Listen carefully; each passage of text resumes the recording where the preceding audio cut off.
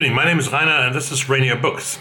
I don't know if the fiction list, long list of the National Book Award has already been published, but I'm going to take a look now and I'm going to give you my spontaneous reaction, and then I will look at the books and make a more composed video about the long list. So let's look at the long list if it's there.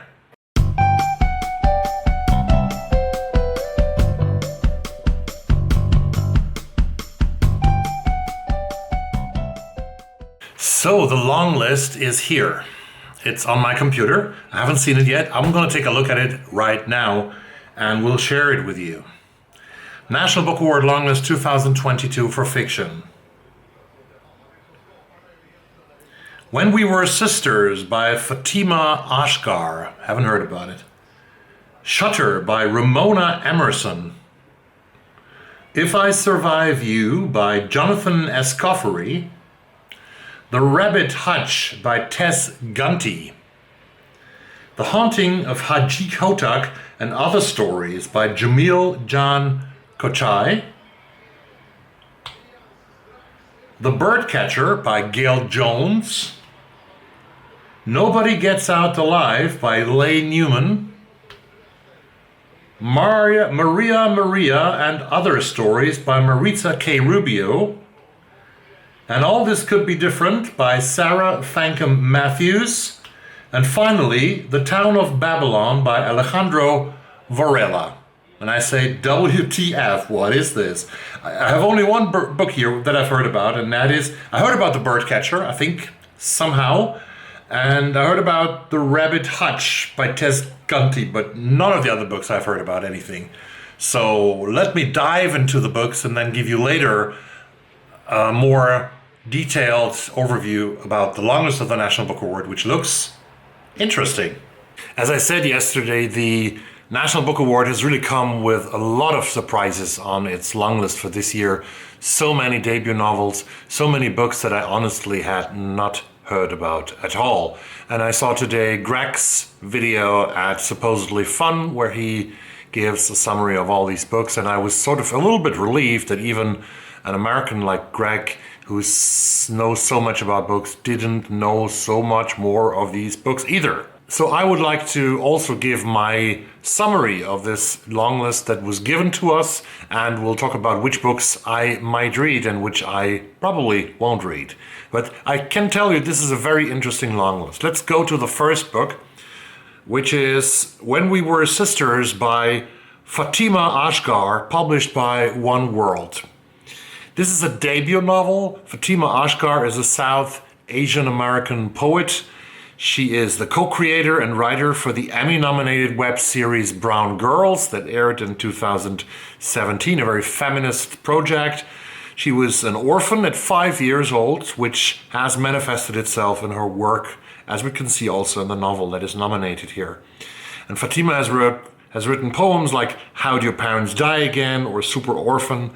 And later this year, her short film, The Retrieval, will premiere, where she has written the script, she has directed it, and she also plays the leading role.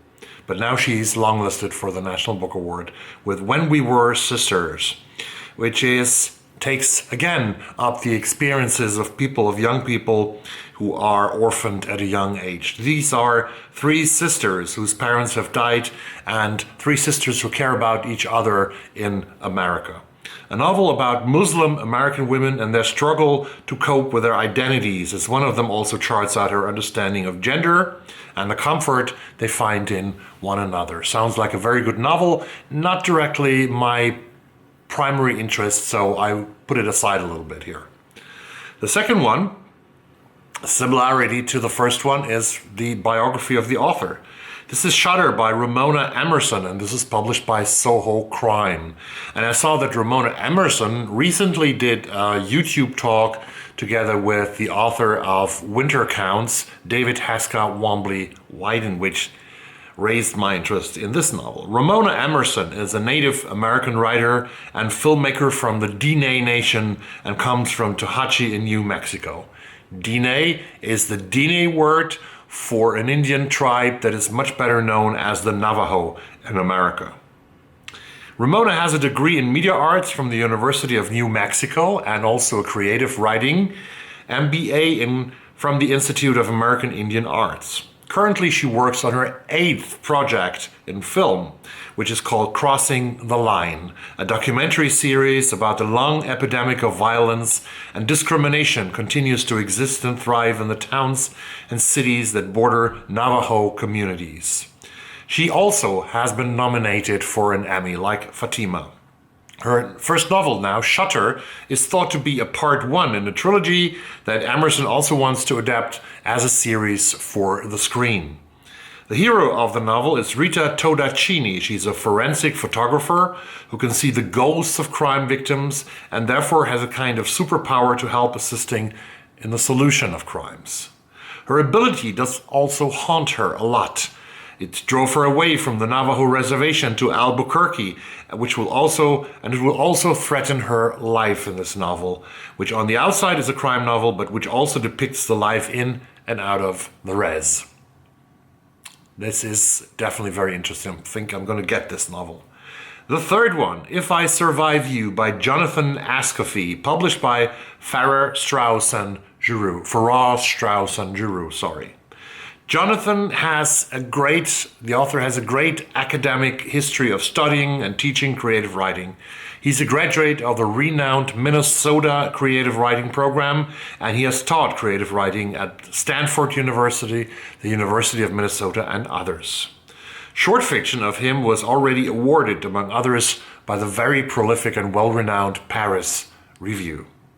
If I Survive You is a collection of intertwined short stories that sort of make up a whole picture, about a Jamaican family who's trying to establish itself in Miami, Florida, spanning over more than 4 decades. The protagonist is a man named Trelawney, who ends up homeless on the streets of Miami and who tries to fight his way out of that misery by doing everything that he can, by working a lot of jobs and so on. And it's a book that asks the question, what does it mean to be in a world at the mercy of capitalism and whiteness? If I Survive You, definitely also very interesting, as is the next book, which was one of the few books that I had heard about before. I have heard about it before, I think, at Greg's channel, but also at Russell's channel, the Ink and Paper blog. I link both of their channels down below. The Rabbit Hutch by Tess Gunty. Like Jonathan Escoffery, even Tess Gunty has a long history of academic education and writing. Her MBA is from New York University, but she's hailing from South Bend, Indiana. Gunty has written both plays and poems, and The Rabbit Hutch is her debut as a novelist, and she now lives in Los Angeles, California. The protagonist of this novel is Blandine, a young woman who writes obituaries and shares her apartment with 3 boys. All of them come from foster care and have very difficult lives already behind them. During a summer week in Vacaville, Indiana, a town that does not exist, but it's told in the novel that Vacaville is one of the top 10 dying towns in America. During the course of 1 week, this is a savagely beautiful snapshot of contemporary America, a tale of loneliness and longing that culminates in a bunch of acts of brutal violence. I'm also intrigued to read this one. This is a very good long list. The Haunting of Hajji Hotak and Other Stories by Jamil John Kochai. Jamil John Kochai is one of the few not debut authors on this list. He has earlier published a novel called 90 Nights in Logar in 2019. Jamil was born in Pakistan, in Peshawar, as an Afghan refugee, in an Afghan refugee camp. He studied creative writing at the very famous Iowa Writers' Workshop, but has also attended Stanford and is currently a Hodder Fellow at Princeton University. Here we speak Ivy League. This second short story collection on the long list has contemporary Afghan characters. It's moving between modern-day Afghanistan and the Afghan diaspora in America. Also very interesting again. This is the second short story collection. The first one deals with the Jamaican immigration history in the United States, with the experience of Jamaican immigrants. The second one with the experience of Afghan people in the United States. The most well-known author, also the oldest author on that long list, is Gayl Jones and her novel, The Birdcatcher. The Atlantic has called Gayl Jones the best American novelist you may not know. With her 72 years of age, she is by far the oldest on the long list, but a lot younger than Booker's shortlisted author Alan Garner. In 1975, her novel Corregidora was published, and it was edited by none less than Toni Morrison. Praised then by James Baldwin and John Updike. Her second novel, Eva's Man, was criticized then for its cruelty and its raw depiction of violence. When her husband committed suicide in 1998, Jones disappeared from the writing scene for 22 years and came back first in 2021 with her novel Palmares.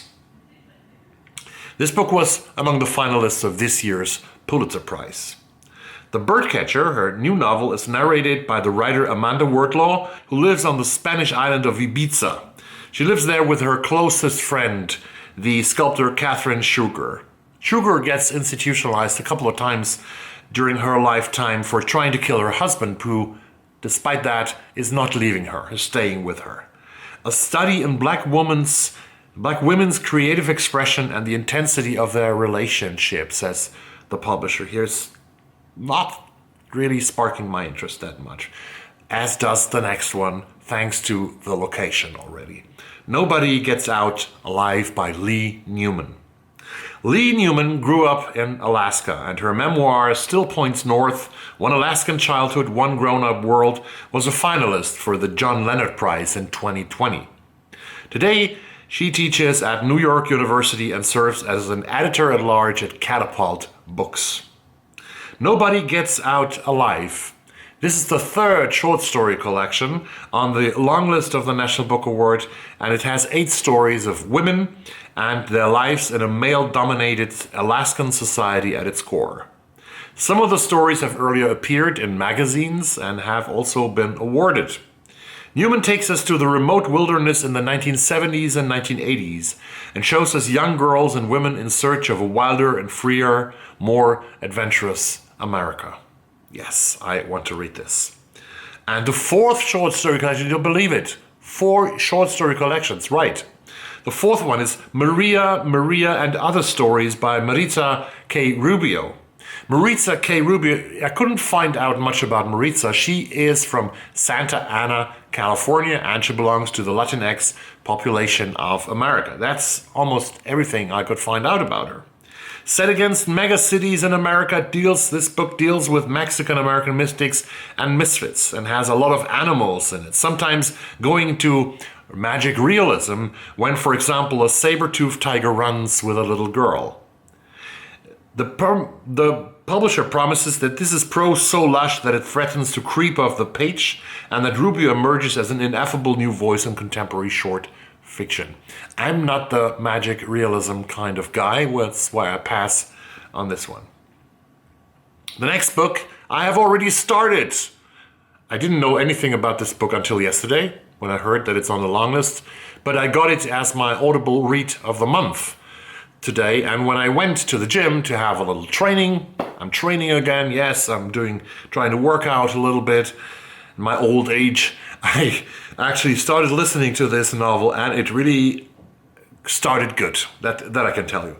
All This Could Be Different by Sarah Thankam Mathews, the book that I already own as an audiobook. Sarah grew up between Oman and India, and when she was 17, she moved to the United States. Like Jamil John Kochai, she went to the Iowa's Writers Workshop, and she's a recipient of the Best American Short Stories 2020 award.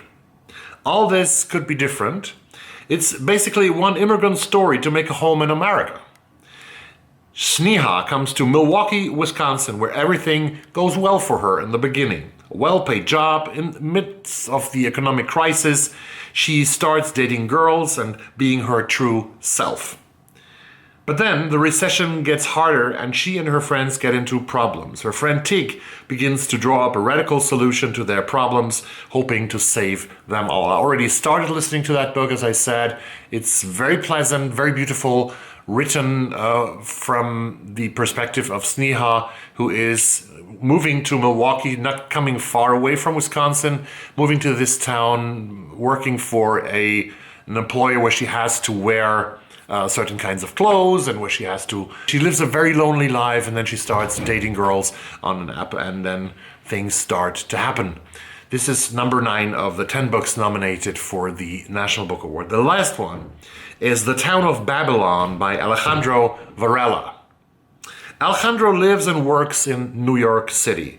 For 5 years, he has been the editor of the Apogee Journal, which I didn't know about. It's a journal of literature and art that encourages the thoughtful exploration of identity and its intersections, including but not limited to race, gender, sexuality, class, and ability. The Town of Babylon is another novel debut on this list. It's about Andres, a gay Latinx professor who returns to his suburban hometown since his husband has infidelity and has slept with other guys. He reconnects to school friends and takes care of his parents and meets his first love again. And it's a story about the essential nature of community and coming back to one's hometown after years in a mega city. These are the 10 books. Tell me, what books are you interested in? What books have you already read?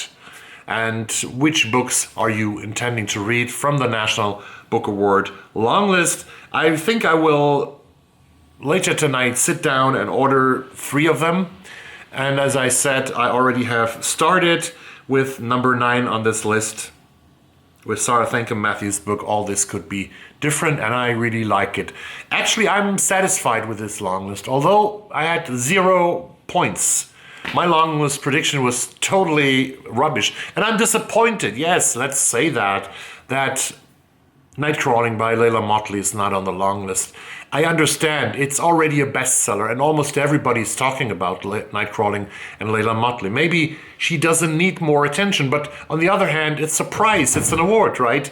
And the best books are supposed to win. It's also Morgan Talty's short story collection, The Night of the Living Res, which is amazingly good, is not on the long list. But also Morgan Talty has been talked about, a little less than Leila Motley, but they talk about him a lot on the internet, and I think also his book has found already many buyers. So the National Book Award Foundation jury has found 10 books that are really interesting, more or less. I think 6 or 7 of them are really interesting to me. I will buy like 3 or 4 of them, and then we'll see what happens. I can't make it to the shortlist because I can't read them all, or a majority of them, before the shortlist comes out, because the shortlist comes so quickly already in the beginning of October. When I order books today, they will arrive like in 3 weeks, and then the shortlist has already come out. But that's life. That's life in Sweden. That's life in Europe. Thanks very much for watching this video.